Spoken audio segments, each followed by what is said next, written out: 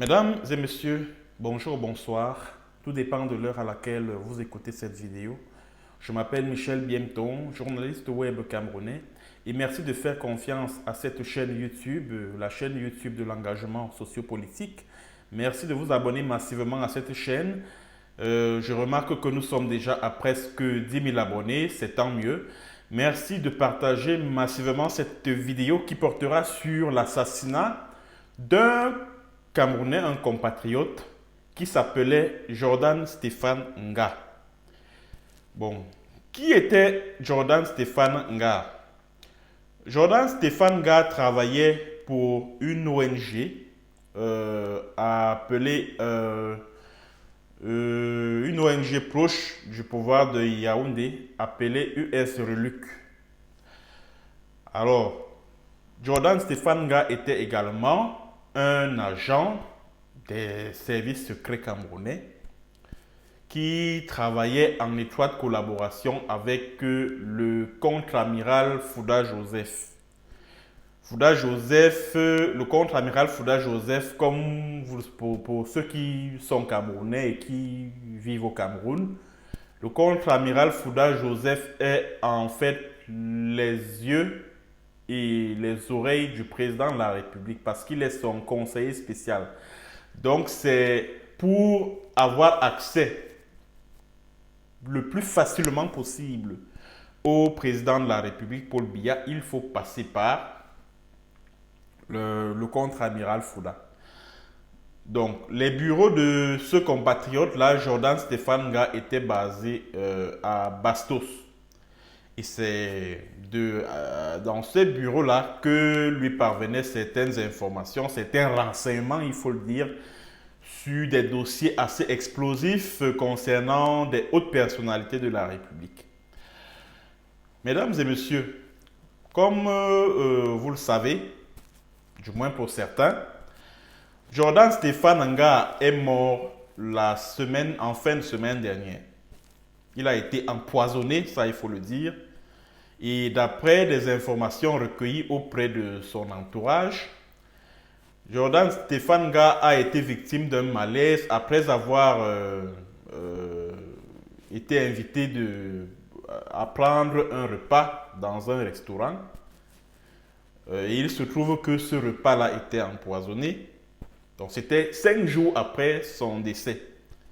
Et il était avec son frère qui s'appelle Franck Hubert Ateba, qui lui-même est très mal en point en ce moment. Franck Hubert Ateba, c'est celui que vous connaissez, qui a été militant du MRC, le parti de Maurice Kamto, et qui en a démissionné pour par la suite se retourner contre Maurice Kamto.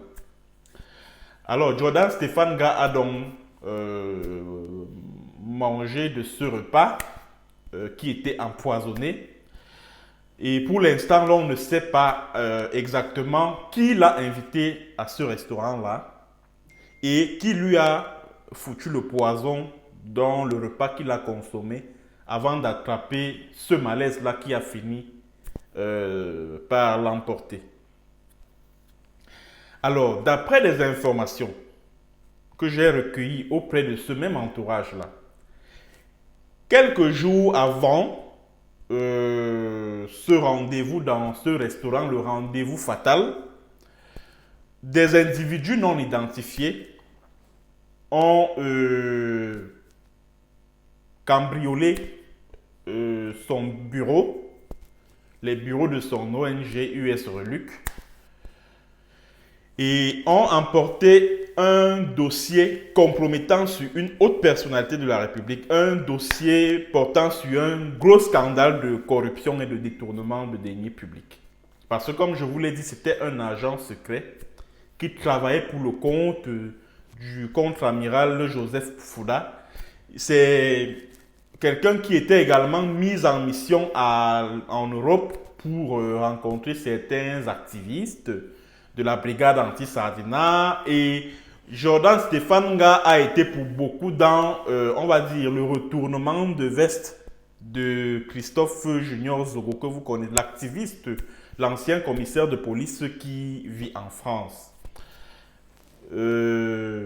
Voilà donc à peu près le rôle que jouait Jordan Stéphane Nga, un agent secret qui travaillait pour le compte du contre-amiral Fouda. Alors, après avoir donc ingurgité ce repas, il va donc attraper un malaise. Bon. Et après, il va en mourir. Et la famille de Jordan Stéphane Nga a demandé une autopsie parce qu'elle trouve cette mort assez suspecte.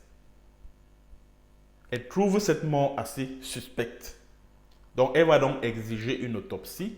L'autopsie va être acceptée. Et pour l'instant, nous attendons les résultats de cette autopsie.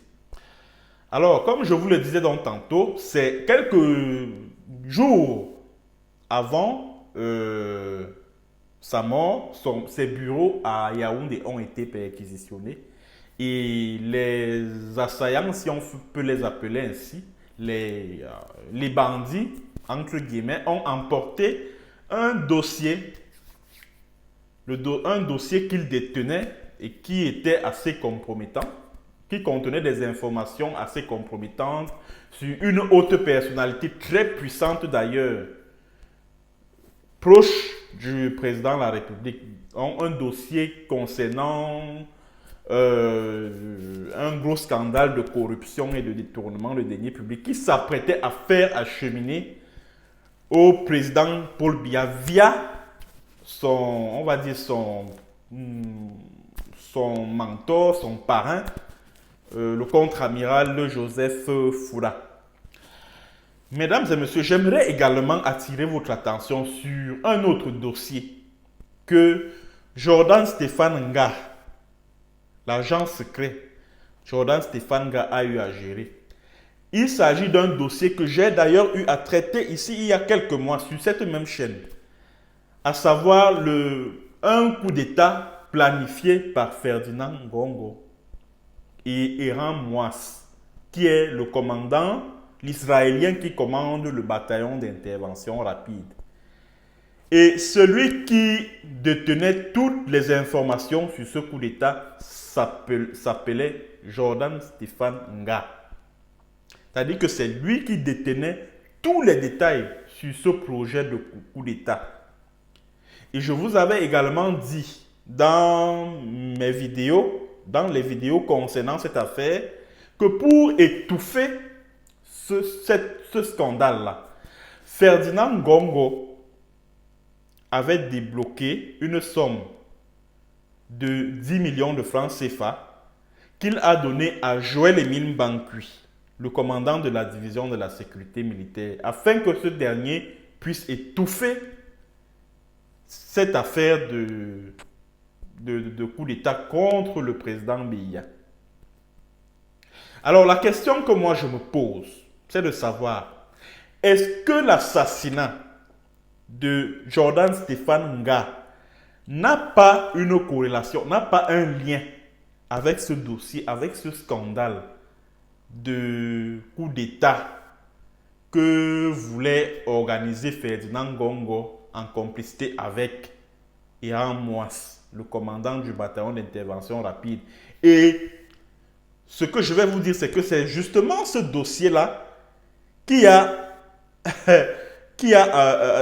emporté un certain Emmanuel, le journaliste et militant des droits humains, Emmanuel Mbongbong Matip, qui l'a entraîné dans un local à la prison centrale de Yaoundé-Koundengui.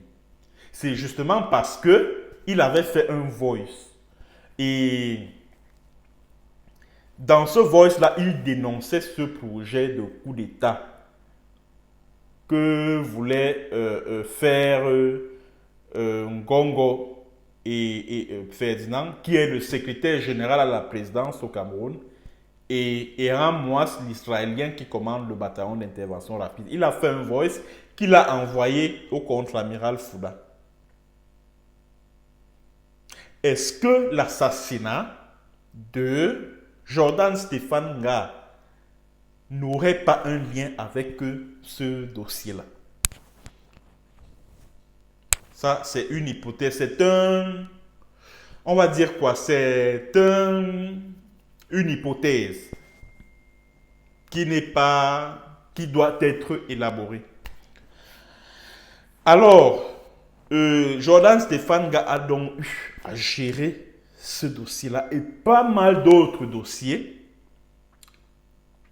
assez compromettants sur certains hauts cadres de la République, dont Ferdinand Ngongo, parce que, souvenez-vous que, n'oubliez pas que, en ce moment, l'on assiste à une bataille de clans pour la succession de Paul Biya.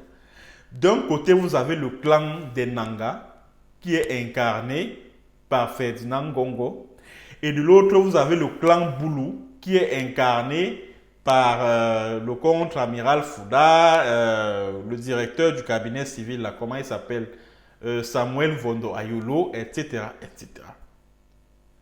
Donc, c'est sûrement dans ce cadre-là que s'inscrit l'assassinat de Jordan Stéphane Nga. Donc, nous allons y revenir, revenir là-dessus dans une prochaine séance vidéo avec plus de détails. Parce que je suis encore en train d'investiguer là-dessus. J'ai déjà commencé à rassembler certains éléments.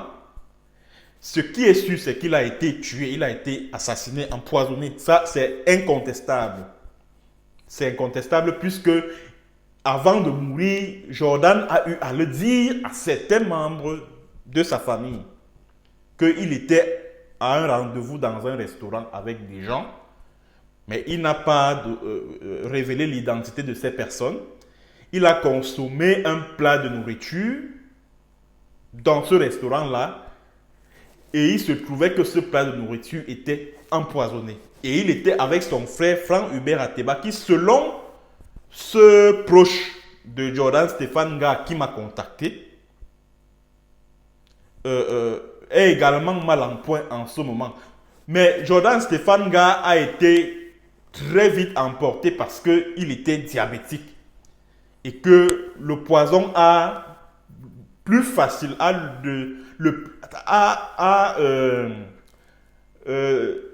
comment je veux dire, le poison a agi sur lui de manière très facile parce qu'il était diabétique. Or, Franck Hubert Ateba, qui est son frère, lui, il est très mal en point en ce moment. Donc, ils étaient donc tous les deux dans ce restaurant-là, invités à consommer, à prendre, invités à un dîner. C'est donc dans ces circonstances-là que Jordan Stéphane Nga a été empoisonné. Bon, j'ai un truc, parce que beaucoup de gens vont encore dire, oh, il s'acharne sur lui, il s'acharne sur lui. Mbankui Émile Mbankui, Joël Émile Mbankui, commandant de la division de la sécurité militaire.